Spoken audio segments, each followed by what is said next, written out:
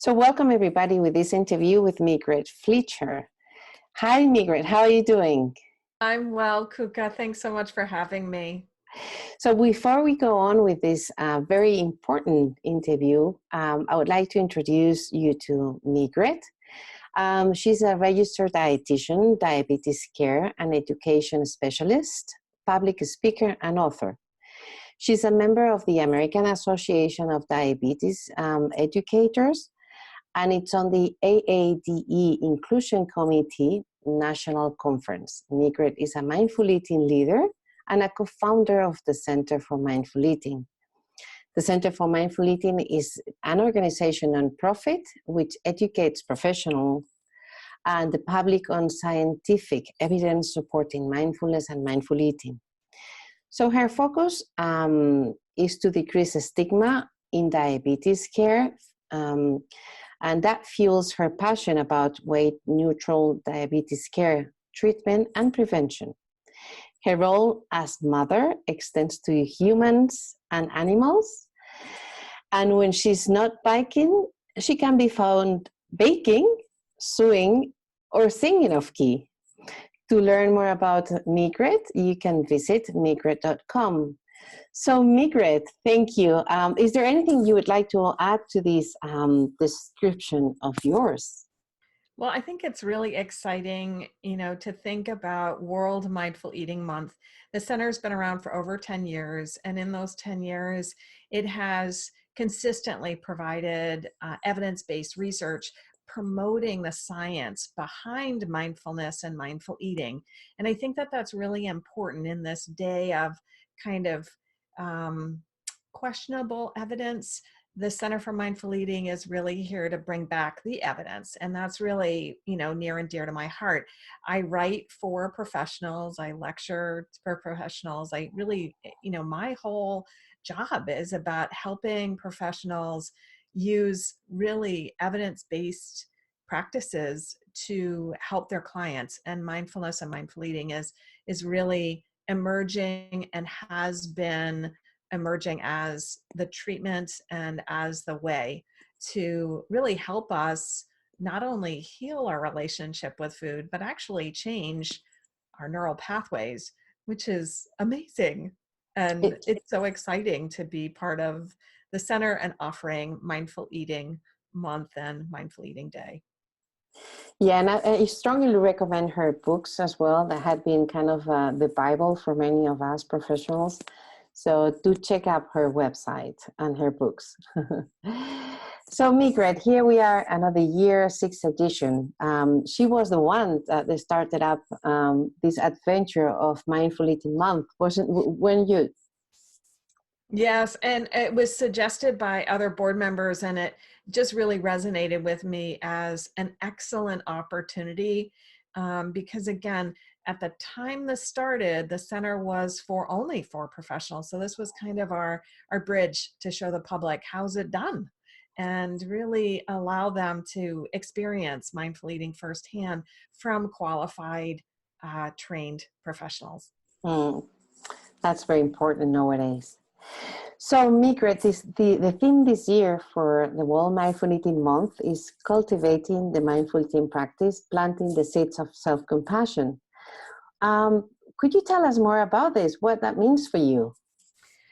Well, I think that when we talk about mindful eating, it's nice to use metaphors because it really kind of helps us unpack this enigma.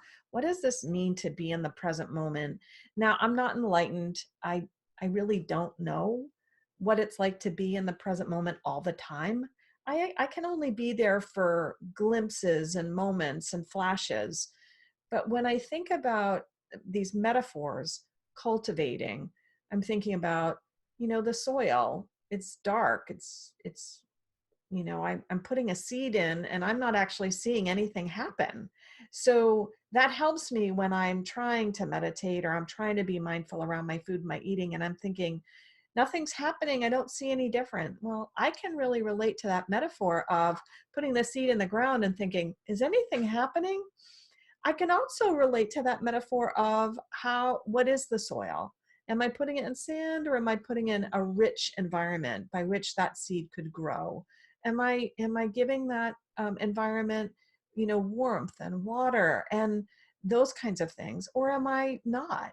So when we think about developing a practice, I think this idea of cultivating, of thinking of it like sowing seeds, really helps us understand this is a process, and we're caregivers to this little seed we've planted, the seed of compassion, the seed of the present moment. And I'm not saying that I'm the world's greatest farmer. I don't have to be the world's greatest gardener. I can just plant one seed and let that grow, and I can learn from that experience, and that's going to lead me in new directions. And also to have fun. Exactly, because who knows what you grow? You might grow this delicious tomato or cucumber or a beautiful flower that opens your heart. Who knows what will grow? Maybe a great oak tree that shades you from the sun. There's lots of things that we grow and Mm, cultivate. And I think that that's really seeing mindful eating as an opportunity is just, mm. it's so beautiful for me. It is. Um, so, what could you share with us a meditation or a reading or a book or a practice or a retreat or something that helps you coming back into taking care of those seeds of self-compassion?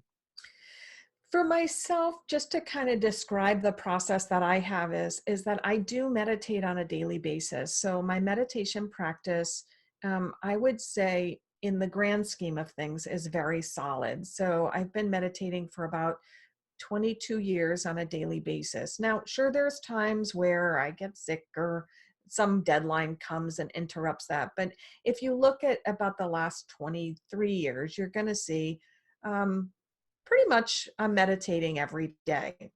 Now, that's something that I think is a big part of my practice. Now, what happens is when we think about meditation, a lot of times we think about it as on the cushion. My meditation practice is often on the cushion, but sometimes it's out in nature. Sometimes I walk.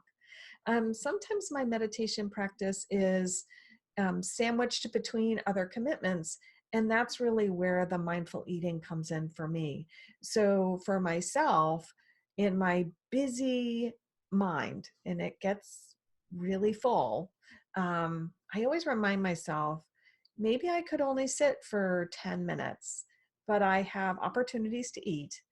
And in those opportunities, I want to be mindful that I could be here. So, what does that look like for me? So, if I can remember, and that's a big if, when I sit down, I really want to sit in a chair that's comfortable. I'm older, I got lots of gray hair, and my back is tender. I have a very tender back. And it's easy for me to sit in positions that maybe my younger self might have said, oh, that's comfortable. But my older self goes, no, that's really not comfortable. So just sitting and supporting my back. So when I'm at the meal, I'm not in pain. It's amazing at how easy it is to just say, that's going to be my practice. I'm just going to sit in a comfortable place to consume this food. Now, I'm very familiar with rushing. That's a very practiced skill that I have. So for me, my mindful eating practice is about slowing down when I'm at the meal. And gratitude and appreciation are great ways for me to slow down. So I'm sitting in a comfortable chair and I'm consciously saying, this is a delicious opportunity for me to be in the present moment. So I don't have to be with quiet, but I get to eat this food I have chosen, and I get to enjoy this food that I have chosen. And when I do that, I really feel like my mindful eating practice is nourished and nurtured. Now, my on the cushion meditation practice also supports this. And there's lots of different meditations. If you've been meditating for a long time, there's lots of different ones. For myself, focusing in on the breath has been the most valuable for me. I'm always breathing. Knock on wood. Hopefully, I'm always breathing, right? Um, so I can always come back to the breath. So that's my greatest anchor. And the breath is sitting down in my comfortable chair with my delicious food, or even my adequate food, or even my available food, taking a deep breath and saying, I get to be here. Now, when I take that bite, the food may taste terrible. That happens. I'm not a great cook. Maybe it's That happens. Not everything we eat is delicious. But I get to be here with that. And that experience, that feedback, whether it's delicious, fantastic, amazing, or that feedback can inform not only if I choose to continue to eat or how I continue to eat, but it can also inform maybe future choices. Why am I surrounding myself with food that I'm maybe not really enjoying? Why am I creating these conditions? So asking those questions, becoming aware or mindful, also really helps me support my practice. And that support comes from this permission to eat and nourish, permission to be aware or present, and permission to enjoy.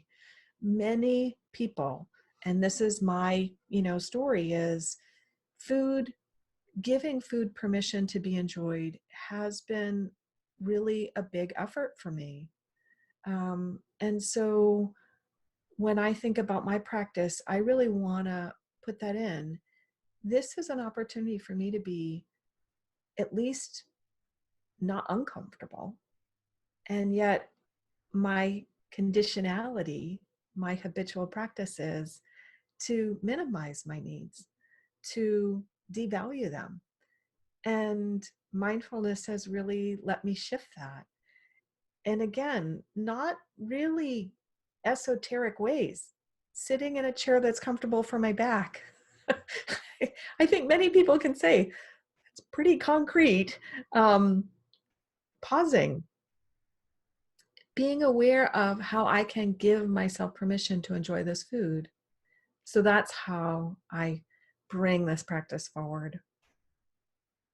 Thank you so much, Megrette, because I really enjoy hearing you, because we tend to idealize the way that mindful eating should be and how perfectionist we should be when, after so many years, and when you give the I may or may not, I may do it or may not do it, might be good or might not be good, it opens so much more enjoyment and easiness into the practice, which at the end of the day, this is what we want to bring into our practice.